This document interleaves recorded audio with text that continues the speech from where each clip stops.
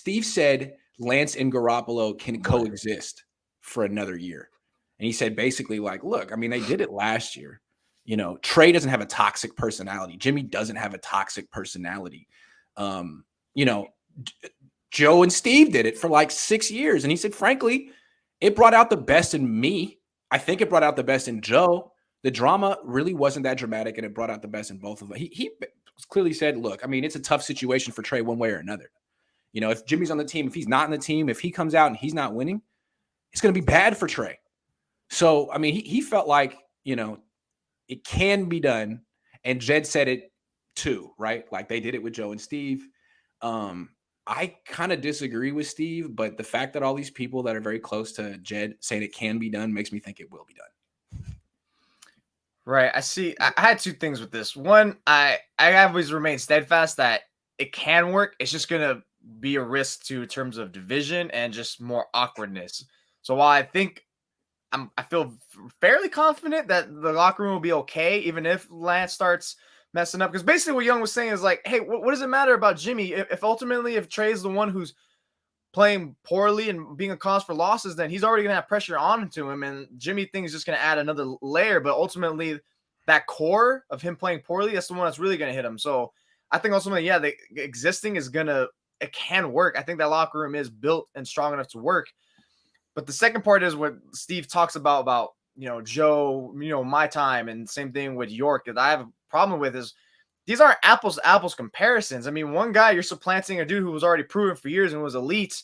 And it's not like Steve was like the second overall pick, the third overall pick, whatever that Trey was, and you traded for, most in franchise history. This is different. You got one guy who hasn't really who's on the redshirt year, 1 year, and everyone's just backing Jimmy like crazy, and it's just going to add like a layer of awkwardness, I think, that can occur. I think they're okay with it. They can work, but it's almost like, okay, you just do realize you're going to open up potential outcome of division or awkwardness that could, surmise from this. I mean, Joe was never Steve's backup when Joe was healthy. That too, yes. I believe like Joe was Steve's backup for a while, but Joe was hurt. I mean, maybe he was healthy for a couple of games at the end of the season and could have come back, but he never was like spending long stretches of the year just holding the clipboard being like, I can play, I can go. And that's essentially what the Niners are flirting with the idea of this year, as having Jimmy just be a backup. Hey, man, gave you a lot of money. We're going to give you more money this year, 27. Don't complain. Just be a back. And maybe he won't. But I feel like a lot of players on the team might be like, hey, man, this is messed up. This is messed up. I mean, sure, he's getting money, but you're not letting him play. You could cut him. He could go be a starter somewhere for less money, and you won't let him do that. I think a lot of maybe players would object, and it might, undo some of the tightness in the locker room that the 49ers feel like makes them who they are, that they feel like it's such an asset. I don't know. Be curious. And plus, I think, look, since I don't know, you said he hasn't talked to Brian Greasy, it's going to be another month till he comes back, whatever, so forth. It's like, you think he's suddenly just going to step in and be okay to be the backup? Like, that's a little weird. Like, come on. You fully expect him. He's going to get that layaway vacation that he was for OTAs. They're going to excuse him again off top. I mean, even without this excuse, that was already a guarantee. And now you think he's just going to step in and just suddenly have like, I'm ready, guys. Let's go. Let's step into the fold. What else got newly installed?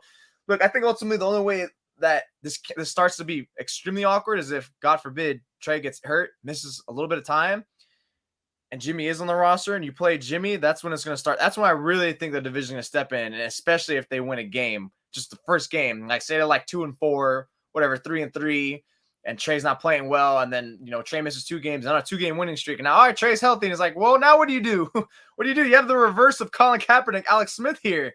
It's just something you just can't have. And then the only thing I can see, I don't understand why freaking Jimmy would want to stay on the team is other than like, hey, it's a payday. It's a payday. They said I can keep on, but is that better for his future? Then I think that's why something like why Steve Young suggested, why I suggested that before Steve, is that maybe he demands his release after all, just because it might be better to get that chance of trying to find a place to start or just fill in for someone, because how am I going to up my value here just to prove I'm still a good teammate? I've already proven that.